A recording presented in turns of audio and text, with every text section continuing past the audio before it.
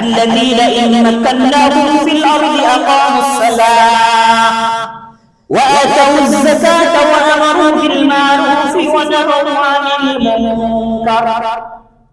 আল্লাহ বলেন, আমি মুসলমানের কোন সন্তানকে যদি নেতা বানাই, আমি যদি কোন মুসলমানকে শাসক বানাই, দেশের কোন রাষ্ট্রপতি বানাই, মন্ত্রী বানাই, এমপি বানাই, যে কোনো ভাবেই হোক কোন মুসলমানকে যখন আমি কোন জায়গার নেতা বানাবো, তখন ওই মুসলমানদের প্রথম করণীয় হবে তার অধীনস্থ যত ব্যক্তিবর্গ আছে, তার এলাকার যত প্রজারা আছে, সবাইকে সে নামাজি বানাবে, সবার সামনে সমাজের মধ্যে নামাজ প্রতিষ্ঠা করবে। এটা হলো মুসলিম নেতার 1 নম্বর কাজ। 2 নম্বর কাজ হলো আতাউয যাকাত। ওই নেতার অধীনে যত প্রজারা থাকবে, যত মুসলমান থাকবে, তাদের মধ্যে যারা ধন সম্পদের মালিক হবে, ওই ধনীদের কাছ থেকে যাকাত আদায় করে তাদের রাজ্যের মধ্যে গরিবদের মধ্যে বিলাই দিবে। এটা হলো একজন মুসলিম নেতার 2 নম্বর কাজ। 3 নম্বর কাজ হলো ওয়া আমারু বিল মারুফ। একজন অভিভাবক বা নেতা তার অধীনস্থ প্রত্যেক ব্যক্তিকে সৎ কাজের আদেশ দিবে, ওয়া নাহাউ আনিল মুনকার, এবং অসৎ কাজ থেকে তাদেরকে বিরত রাখবে। আল্লাহ এখানে বললেন, আমি যখনই কাউকে নেতা বানাবো তার জন্য 4টি কাজ। 1 নম্বর কাজ হলো তার অধীনস্থ ব্যক্তিদের মধ্যে নামাজ প্রতিষ্ঠা করবে। 2 নম্বর কাজ হলো তাদের মধ্যে ধনীদের থেকে যাকাত আদায় করে গরিবদের মধ্যে বিলায় দিবে। 3 নম্বর হলো খারাপ কাজ থেকে বাধা দিবে। 3 নম্বর হলো ভালো কাজের আদেশ দিবে। 4 নম্বর খারাপ কাজ থেকে বিরত রাখবে। এখন কোন নেতা যদি নেতা হওয়ার পরে এই 4টি কাজ না করে, কাল কিয়ামতের দিন তার এই নেতাগিরি চলবে না, এই নেতাগিরি তাকে জাহান্নামে নিক্ষেপ করবে। একজন নেতা যাকে আল্লাহ নেতা বানায়, তার জন্য 4টি কাজ। 1 নম্বর তার অধীনস্থ ব্যক্তিদের মধ্যে নামাজ প্রতিষ্ঠা করবে। 2 নম্বর গরিবদের থেকে যাকাত আদায় করে গরিবদেরকে দিবে, যার কারণে তার দেশের মধ্যে দারিদ্রতা থাকবে না। 3 নম্বর ভালো কাজের আদেশ দিবে, নামাজ পড়াবে, মসজিদে নামাজ পড়ানোর সুযোগ করে দিবে, গান বাজনা কনসার্টে গেলে সুযোগ করে দিবে, ভালো কাজগুলোর প্রতি উদ্বুদ্ধ করবে, খারাপ কাজ থেকে বিরত রাখবে। এই কাজগুলো যদি একজন নেতা করে, তাহলে কাল কিয়ামতের দিন ওই নেতার কপালে সুখ আসবে।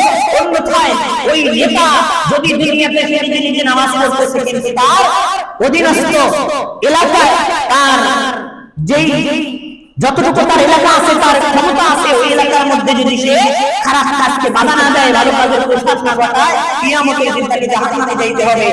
আর যদি এটা না করে, যদি ভালো কাজ করে, তাদেরকে সৎ কাজের আদেশ দেয়, তাহলে হতে পারে ওই নেতা 5 ওয়াক্ত নামাজ পড়তে পারতেছে না, তার দেশের কাজ করার কারণে ওই নেতা সর্বদা জিকির আজকার করতে পারতেছে না, কিন্তু তার সমাজের মধ্যে কোরআনের এই আইন 4টি কাজ বাস্তবায়ন করার কারণে তার জীবনের ছোটখাটো গুনাহ মাফ করে দিয়ে আল্লাহ জান্নাত পর্যন্ত পৌঁছায় যায়। তার নিজের ব্যক্তিগত আমলে ত্রুটি থাকলেও সে যদি নেতা হওয়ার কারণে 4টি কাজ করে, আল্লাহ তার গুনাহগুলো মাফ করে দিয়ে জান্নাত পর্যন্ত পৌঁছায় দিতে পারে। আর সে যদি আব্দুল কাদের জিলানী হয়, তার প্রজাদের কোনো খবর না রাখে, তার অধীনস্থ ব্যক্তিদের কোনো খবর না রাখে, তবুও তার আব্দুল কাদের জিলানী গিরি কাল কিয়ামতের দিন কাজ করবে। বুঝতে পারছেন? এখন আজকাল আমরা দেখি আমাদের সমাজে বলি, আমাদের রাষ্ট্রে বলি, আমাদের দেশে বলি, মুসলিম রাষ্ট্রগুলোর প্রেসিডেন্ট আর রাষ্ট্রপতিদের দিকে যারা তাকায়, কয়জন নেতা আছে এই কোরআনের এই বাস্তবায়নের এই কাজগুলো করে, আল্লাহর দেওয়া এই নির্দেশনা অনুযায়ী তার নেতৃত্ব চালায়? যদি না করে, তাহলে এটা হবে কিয়ামতের একটি আলামত।